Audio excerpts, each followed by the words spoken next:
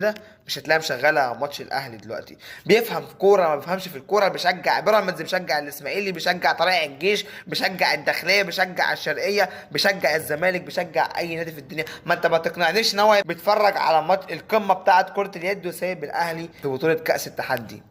ما سابش الاهلي بطوله عالميه ما شاركش فيها. انا أو انا كمشجع مصري بشجع الكره المصريه، اتعودت على بطوله الدوري والكاس والسوبر ودوري ابطال افريقيا، الاربع بطولات دول.